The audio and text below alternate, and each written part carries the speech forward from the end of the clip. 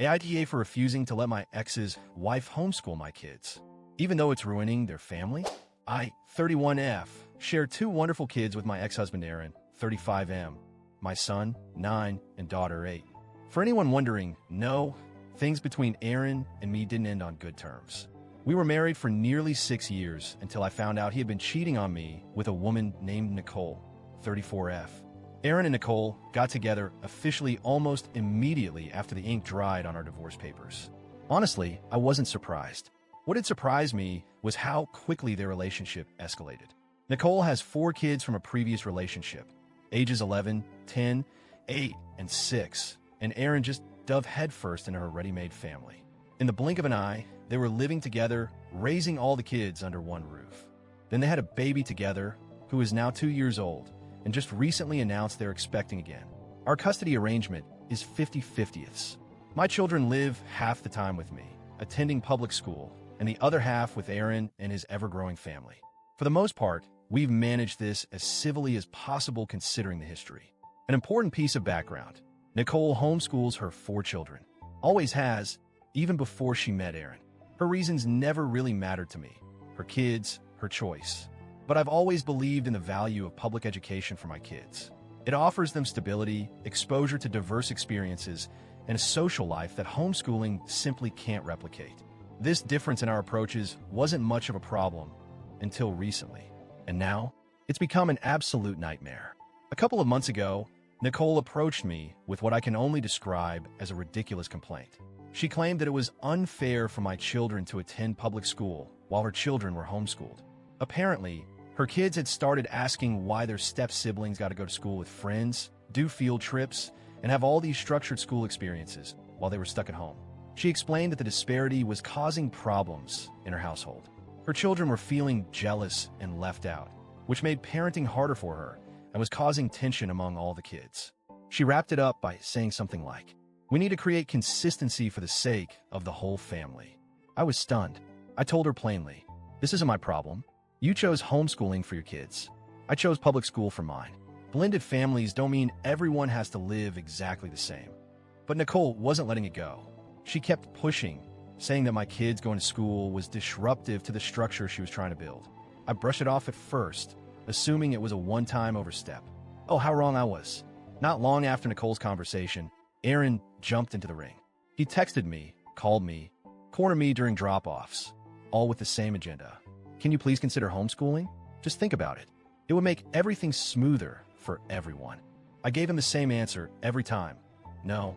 Things took a turn for the worse when I found out Aaron had asked our children how they felt about it, without talking to me first. My kids came home visibly anxious, asking me if they were going to have to stop going to school and stay home like their step-siblings. I could see how scared they were.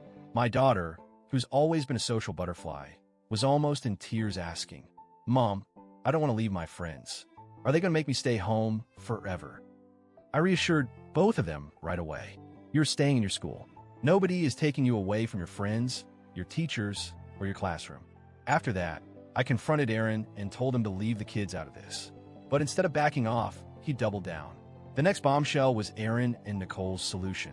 They wanted Nicole herself to homeschool my children along with hers. I was absolutely floored. I made it clear, firmly, that this was not up for discussion. But seeing how relentless they were being, I decided it was time to bring in my lawyer. My lawyer drafted a formal letter outlining my explicit refusal to allow Nicole, or anyone else, to homeschool my children. He also started documenting everything. Every text, every phone call, every interaction related to this issue. Aaron and Nicole were furious. So furious that they actually consulted their own lawyer to see if they could take me to court and force me to allow homeschooling. Here's the best part. Their lawyer told them straight to their faces that they had no case.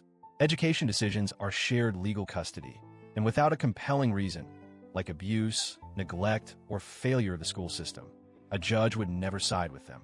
Aaron was so angry that he called me to rant, and in doing so, inadvertently gave me even more documented proof of their harassment and attempts to override my parental rights. Thanks, Aaron. Of course, you'd think after being shut down legally, they would back off. Nope. Instead, they pivoted their strategy. Now the narrative is that I'm trying to hurt their family. According to them, I'm deliberately sabotaging Nicole's role in my children's lives, preventing the step-siblings from bonding, creating instability and division in their home. Nicole even had the audacity to tell me, "You're choosing strangers, teachers, over family." To which I replied, "No, I'm choosing what's best for my children. Full stop." I laid out my reasons again and again. The kids love their school. They don't want to be homeschooled. I don't trust Nicole to manage their education. I believe in the value of public education. When it became clear that repeating myself was pointless, I stopped responding entirely. Now that summer break has started, the pressure campaign has reached peak insanity. I'm getting daily texts, emails, and calls from both Aaron and Nicole. They keep hinting that there's still time to reconsider before the new school year starts. They're acting like sending the kids back to school in September would be some huge betrayal.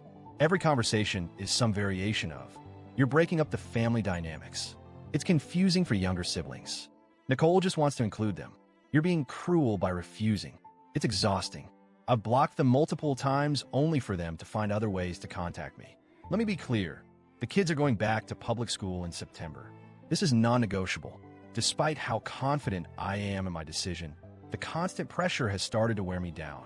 I keep wondering, am I being unreasonable for refusing to even entertain the idea? Am I really just doing this to spite Nicole and Aaron, like they claim? Should I be compromising more for the sake of the step-siblings? But then I look at my kids. They are happy. They want to be in school. They love their friends, their teachers, their after-school clubs, and all the things that make up their childhood. Is it really so outrageous that I just want my children to have a normal school experience? So, AITA for refusing to let my ex-husband's wife homeschool my children?